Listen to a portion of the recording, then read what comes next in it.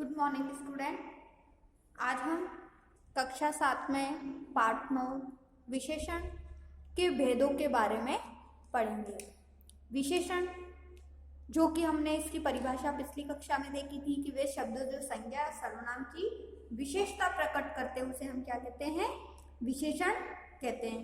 विशेषण के मुख्य रूप से 4 भेद है जो तुम्हारी पाठ्य पुस्तक में दिए गए, जो हमने नाम पढ़े थे पिछली कक्षा में: गुणवाचक, परिमाणवाचक, सार्वनामिक और संख्यावाचक। उसी प्रकार से गुणवाचक विशेषण के बारे में भी हमने विस्तार से पढ़ लिया था। अब है नंबर 2 परिमाणवाचक विशेषण। जो शब्द संज्ञा या सर्वनाम की मापतोल संबंधी विशेषता प्रकट करते उसे परिमाणवाचक विशेषण कहते हैं। तो परिभाषा देखते हैं कि ऐसे शब्द जो संज्ञा और सर्वनाम की मापतोल, वजन, मात्रा संबंधी विशेषता प्रकट करते उसे हम क्या कहते हैं? परिमाणवाचक विशेषण। जैसे उसने गाड़ी में 10 लीटर पेट्रोल डलवाया, पेट्रोल को माप के डलवाया, इसीलिए वो क्या हो गई? इसीलिए वो क्या हो गया? परिमाण हो गया। बाजार से कुछ सब्जियां ले आओ।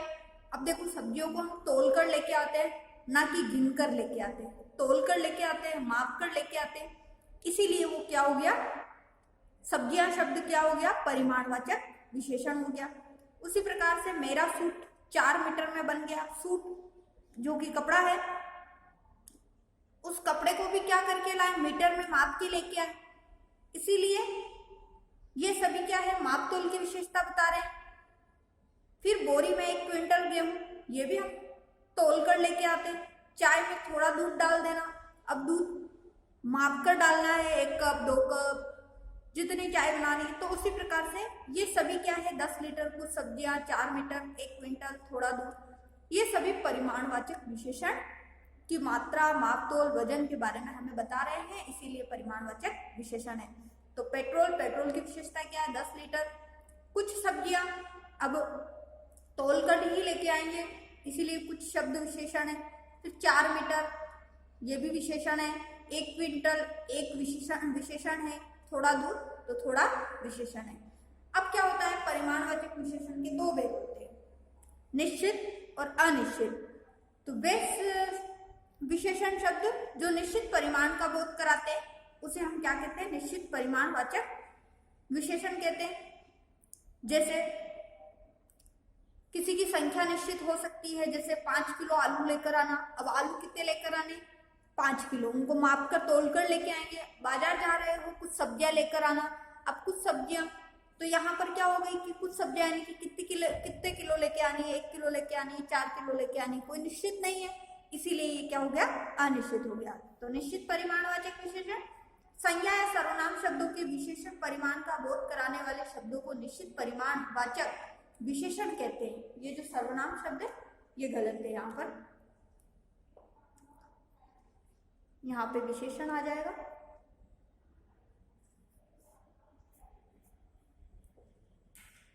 विशेषण कहते हैं जिसे 5 किलो, 1 पाव, 2 टन, 1 गैलन, 10वां भाग, इस प्रकार से सभी शब्द क्या हो गए? विशेषण निश्चित परिमाणवाचक विशेषण हो गए। जैसे 1 क्विंटल गेहूं, अब गेहूं तोल कर लेकर आ रहे हैं, वो भी कितना? 1 क्विंटल। तो ये इसकी संख्या निश्चित हो गई, इसीलिए क्या हो गया? निश्चित परिमाणवाचक विशेषण हो गया। अब देखते हैं अनिश्चित परिमाणवाचक विशेषण।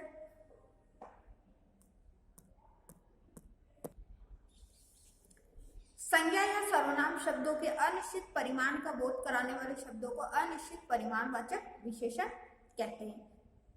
अब ऐसे विशेषण शब्द जो संज्ञा और सर्वनाम की विशेषता तो बताते हैं, परंतु उनकी क्या होती है? माप तोल की जो मात्रा होती है वो निश्चित नहीं होती। थोड़ा, कुछ, कम, ज्यादा, ढेर सारा, बहुत अधिक, इस प्रकार से ये शब्द क्या हो जाते हैं?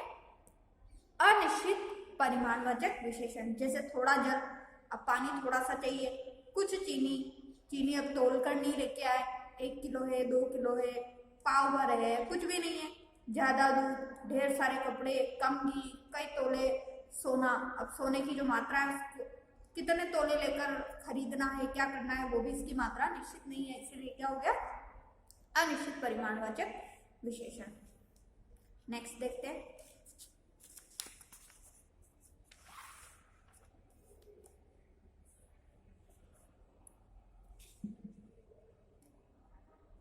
संख्यावाचक विशेषण, जो शब्द संज्ञा या सर्वनाम की संख्या संबंधी विशेषता का बोध कराते हैं उसे संख्यावाचक विशेषण कहते हैं। संख्यावाचक विशेषण यानी कि काउंटेबल नाउन, जिनको संज्ञा और सर्वनाम को गिना जा सकता है, काउंटेबल होता है। और परिमाणवाचक में क्या होता है, अनकाउंटेबल होता है, जिनको गिना नहीं जा सकता है। इसीलिए संख्यावाचक उनको मापा जाता है परंतु इनको गिना जाता है। इसी प्रकार से वे सर्वनाम शब्द संज्ञा शब्द या सर्वनाम शब्द जो कि संख्या संबंधी विशेषता बताते हैं उसे हम क्या कहते हैं, संख्यावाचक विशेषण कहते हैं। जैसे मेघना 8वीं कक्षा में पढ़ती है, अब उसकी कक्षा को गिना जा सकता है। कृपया मुझे 100 रुपए दे दीजिए, वह हर माह वहां आती है, हर माह हर महीने महीनों को काउंट किया जा सकता है। विद्यालय के चारों तरफ पेड़ है, अब उन पेड़ को क्या किया जा सकता है, गिना जा सकता है, इसीलिए चारों तरफ बता दिया। बस दुर्घटना में कुछ यात्रियों की मृत्यु हो गई, अब यहाँ पर संख्या निश्चित जरूर नहीं है परंतु जो यात्रियों की मृत्यु हुई है उनको क्या किया जा सकता है, काउंट किया जा सकता है। इसीलिए ये क्या हो गया, संख्यावाचक विशेषण हो गया। अब संख्यावाचक विशेषण भी कितने प्रकार के होते हैं, 2 प्रकार के होते हैं, निश्चित और अनिश्चित।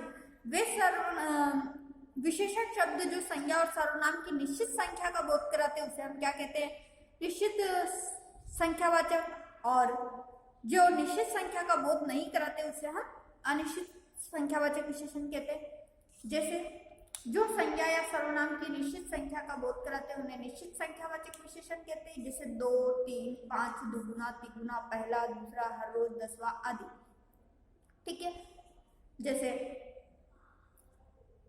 मेरे कक्षा 7 में 8 पुस्तकें चलती है। अब पुस्तकों को हमने, किताबों को हमने काउंट कर दिया कि वो कितनी है, 8 है। मेरे पास 4 पेंसिल है, तो हम लोग क्या कर सकते हैं, इनको काउंट कर सकते हैं। ये निश्चित संख्यावाचक हो गया। अब अनिश्चित संख्यावाचक, जो शब्द संज्ञा या सर्वनाम की अनिश्चित संख्या का बोध कराते हैं उसे हम क्या कहते हैं, अनिश्चित संख्यावाचक विशेषण कहते हैं। यानी कि हम उनको गिन तो सकते परंतु उनकी संख्याएं निश्चित नहीं होती है, इसीलिए वो अनिश्चित संख्यावाचक कहलाते हैं। जैसे कुछ सैकड़ों, अनेक, 2, 3, 50, हजारों आदि। जैसे बम फटने से हजारों लोगों की मृत्यु हो गई, अब वहां पर क्या हुआ, हजारों लोगों की मृत्यु हो गई, उनको गिना जा सकता है परंतु गिना नहीं गया। अनेक लोग इकट्ठे हो गए, तो अब क्या हो गया, अनेक लोगों को गिना जा सकता है परंतु गिना नहीं गया, इसीलिए उसकी मात्रा, उसकी संख्या क्या है, अनेक। तो ये अनिश्चित हो गई, निश्चित संख्या नहीं बता रहा है। विशेषण का नंबर 4 जो भाग है वो है सार्वनामिक विशेषण। तो ये सार्वनामिक यानी नाम से स्पष्ट है कि इसमें सर्वनाम शब्द का प्रयोग होता है। वे सर्वनाम शब्द जो संज्ञा से पहले आकर उसकी विशेषता बताते हैं उसे सार्वनामिक या संकेतवाचक विशेषण कहते हैं।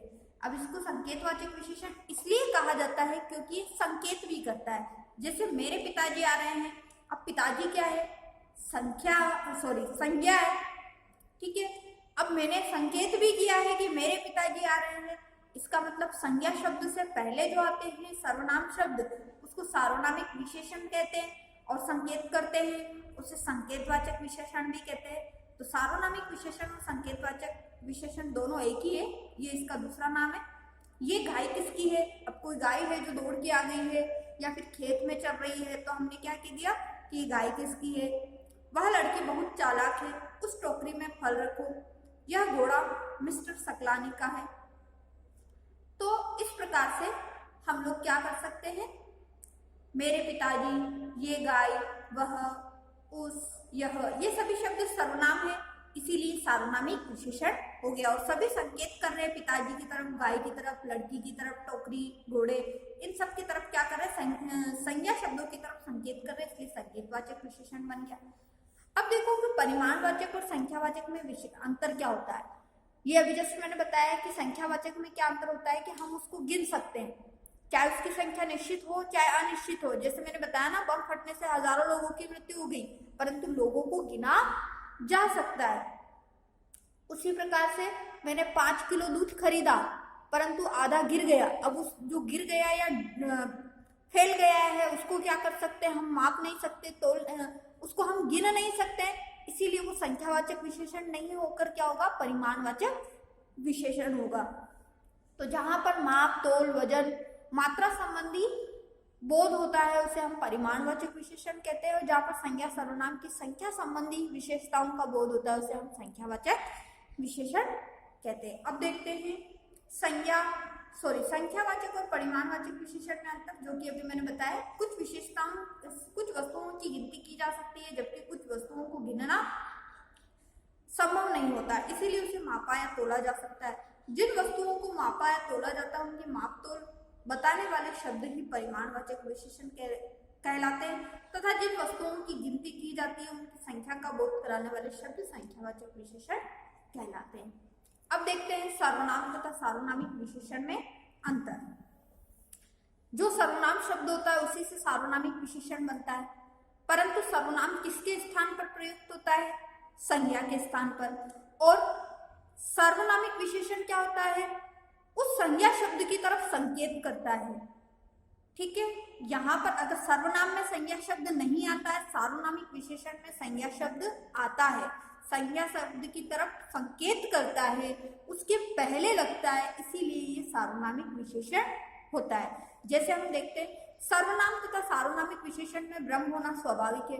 ये एक स्वाभाविक बात है कि हमें इन दोनों में अंतर बहुत मुश्किल से पता चलता है, क्योंकि दोनों के उदाहरणों में काफी समानता है, केवल उनके प्रयोग में अंतर है। यदि सर्वनाम शब्दों का प्रयोग संज्ञा के स्थान पर होता है तो वो क्या कहलाता है, सर्वनाम। यदि इनका प्रयोग संज्ञा शब्दों से पहले हो, ये सर्वनाम नहीं आएगा, क्योंकि अगर सर्वनाम शब्दों से पहले हो जाएगा तो वो क्या हो जाएगा, निश्चित सर्वनाम हो जाएगा, निश्चयवाचक सर्वनाम हो जाएगा। इसीलिए सिर्फ संज्ञा शब्द होना चाहिए और उससे पहले हो, संज्ञा शब्दों से पहले जहां सर्वनाम का प्रयोग होता है वो सार्वनामिक विशेषण होता है, जो कि संज्ञा की विशेषता प्रकट करता है, उसे सार्वनामिक विशेषण कहते हैं। जैसे यह पुस्तक मेरी है, अब पुस्तक संज्ञा शब्द है, फिर यह इसकी तरफ क्या हो गया, संकेत हो गया, और यह शब्द क्या है, सर्वनाम है, इसीलिए क्या बन गया, सार्वनामिक विशेषण बन गया। जो कि सर्वनाम दिया हुआ है ये गलत है। फिर यह मेरी पुस्तक है, अब यह मेरी पुस्तक है, सर्वनाम के बाद सर्वनाम आ गया, संकेत भी नहीं आया, फिर ये निश्चित हो गया, निश्चयवाचक सर्वनाम हो गया ये कि यह मेरी पुस्तक है, निश्चित बात हो गई, यहाँ पर फिक्स बात हो गई, इसीलिए सर्वनाम शब्द है। फिर दरवाजे पर कौन है, अब देखो कौन है मतलब कि प्रश्नवाचक सर्वनाम है, किसी के लिए पूछा है, किसी ने दरवाजा खटखटाया है या दरवाजे पर कोई आया है, इसका मतलब क्या हो गया, सर्वनाम हो गया। कौन आदमी आना चाहता है, अब जैसे कोई आना चाहता है तो आदमी शब्द, कोई आदमी आना चाहता है, ये संज्ञा की विशेषता बता दी, इसीलिए सार्वनामिक विशेषण हो गया। वैसे ही उसने तुझे 10 रुपए दिए थे, तो ये सर्वनाम है। उस बच्चे को बुलाओ, उस बच्चे की तरफ संकेत कर दिया, उसकी तरफ इशारा कर दिया, इसीलिए ये सार्वनामिक विशेषण हो गया। वे जा रहे हैं मतलब कोई लोग जा रहे हैं, कोई आदमी जा रहे हैं, कोई महिलाएं जा रही है, कोई भी जा सकता है, इसीलिए किसके संज्ञा के स्थान पर प्रयुक्त हुए, तो ये सर्वनाम है। वे लोग जा रहे हैं, इसका मतलब लोगों के बारे में बताया कि वे लोग जा रहे हैं, तो ये सार्वनामिक विशेषण है। तो आज हम यहीं तक पढ़ेंगे। आपको जो आज चैप्टर पढ़ाया गया है इसको आप ध्यानपूर्वक पढ़ लीजिए।